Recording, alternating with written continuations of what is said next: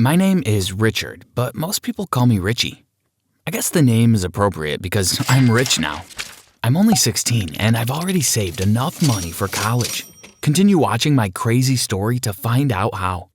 I come from a lower middle class family of 7. There was me, my mom, dad, 2 younger brothers, and 2 older sisters. My dad had a good enough job and my mom worked as a library assistant. We didn't have much, but we were happy and we appreciated that our parents worked hard to provide for us. Before I continue, please don't forget to hit the like and subscribe buttons. If you do this within the next 5 seconds, there's a chance you'll become rich like me. Hit that notification bell to become even richer. Anyway, things went downhill when my father said he had an important announcement. We were all seated at the dinner table and he said, "I had to be rushed to the hospital this morning. After the doctors examined me and conducted some tests, they found out that I have leukemia. I will begin treatment next week, but I'll have to quit my job." "Daddy, are you going to die?" my little brother asked. "No, I think I will survive and I need you all to think positively. It just means that we will have less money and things will become a bit difficult," he replied. My mom began sobbing and everyone else looked so sad. "Guys, Dad said to be positive. I believe you'll get through this and we'll do what we can to help you heal," I said, then I got up and hugged him. Everyone else joined and he smiled sadly. The next few weeks were difficult indeed. We could barely make ends meet with my mom's salary. I felt hopeless. What could I do to help? I was still a teenager at high school and I barely had enough free time to work. I stayed back in the library after school one afternoon trying to gather my thoughts. I put my head on the desk and I think I probably looked really frustrated because the librarian came up to me and said, "Is something wrong, darling?" "Well, my family needs money and I don't know what to do," I answered, a little shocked at myself because I rarely ever spoke to other people about my problems. "Oh, well, there's not much I can do, but our financial literacy books are this way," she replied while pointing. I got up and started browsing. There were several titles like How to Get Rich Quickly and Nothing to Something, but the one that really caught my eye was titled Creative Ways to Make Money. I borrowed all these books and locked myself in my room all weekend to read. I read and read until I realized that all I had to do was use my knowledge, skills, and what I was good at to my advantage. I sat and thought, I'm good with technology and I can make an average-looking website. I'm funny, charming, and interesting. I'm the most handsome person I know. Then it struck me. I could create a dating website, but the only person on the website would be me. I was going to try to get paid to go on dates with girls. I flung open my laptop and got to work. Within a few days, my website was up and running. My website, daterichie.com, had a very interesting pitch which went, "Are you a lonely girl who keeps getting ignored by the guys you like? Do you want to know what a real date feels like? I'm here to your rescue. Packages are as follows. Stroll through the park, $50. Ice cream date, $150. Dinner, $300. Dinner and a movie, $500. Amusement park, $600. Is there something you'd like to do that isn't listed above? Just send me a quick message and we'll make an arrangement." I borrowed some money from my mom to pay for ads on every social media platform. I shared it on my pages too, and within a few seconds, all my friends from school were sending me messages and laughing about my idea. 1 week passed and I was beginning to think that my idea was a failure. Then, on Friday night, I got an email. "I am interested in your dinner and a movie package. Please call me for more information." A number was provided, so I dialed quickly. "Hello?" a man's voice said gruffly. Gross, I thought. "Did I dial the wrong number? My name is Richie," I said. "No, you dialed correctly. Don't be scared. I don't want to go on a date with you. I'm happily married. I'd like you to take my daughter out. She's 16 and she's never been on a date. I've already told her about you and she sounds quite excited," he said. I was relieved. "When would you like me to take her out?" I asked. "Tomorrow. Send me your address and I'll pick you up. I'll drop you off at dinner, then you can make your way to the movies. Her name is Lucy, by the way," he said, then hung up. I sent my address and thought it was all so easy. I was even getting a ride there. Cool. The next day, a really expensive-looking car pulled up outside of my house at 6 p.m. I rushed out and got into the back. Lucy was sitting right there. "Hi, Lucy. I'm so happy to meet you. My name is Richie," I said. She looked at me and turned her head away. "Don't worry, Richie. She's always like that at first," the driver said. I recognized his voice and realized he was the same person I spoke to on the phone. He drove to a chic Italian restaurant, parked, and turned around to smile at us.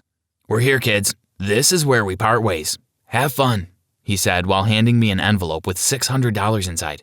"The extra $100 is to pay for the food. Bye," he added, then sped off. I walked into the restaurant with Lucy and we were taken to our table. We sat down and one of the most boring nights of my life began. I tried to talk to Lucy, but she refused to reply. When we got the menu, I ordered and she refused to say anything.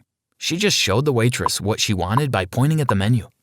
A dull hour had passed, and while I was in the middle of a delicious slice of tiramisu, I blurted out, "Are your teeth ugly or something? Why don't you talk?" She shot me an angry stare and said nothing.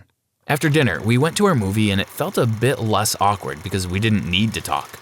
Her father came to pick us up after, and when I was about to get out of the car to walk to my house, Lucy said, "Thanks for an awesome night," and smiled the most beautiful smile I'd ever seen.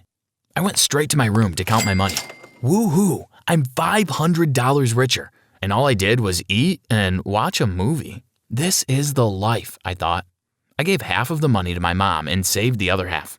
The next week was wild. I was sitting in biology class daydreaming when Principal Dean came and asked to see me. I walked with him to his office. "Am I in trouble?" I asked. "Well, I heard you have a job. I hope that you'll be able to balance work and school," he said. I'll try. So, what did you take me out of class to discuss?" I asked. By this time, we were sitting in his office. "Someone sent me your website. It's quite creative. Good work. Okay, I'll get to the point. I'd like you to take my niece, Willow, out this afternoon. Her boyfriend broke up with her 2 weeks ago, and lately she's been feeling a bit sad. I think that going on a date will cheer her up," he said. I was shocked. I got called to the principal's office so I could take his niece on a date? Sure. Which package would you like?" I asked. He decided on a simple afternoon stroll, and I told him I'd meet them outside after school. My walk with Willow was cool. Unlike Lucy, she actually spoke. She told me that after her boyfriend broke up with her, she began to feel less confident and beautiful. I explained to her that she was gorgeous, and I think she left our date feeling very happy. That experience made me realize that I could really have a positive impact on the girls I went out with, so I tried to do that. My next few dates were fun, and after a while, I had saved almost $5,000. The girls would always post pictures of me on Instagram, and I realized this was like free advertisement.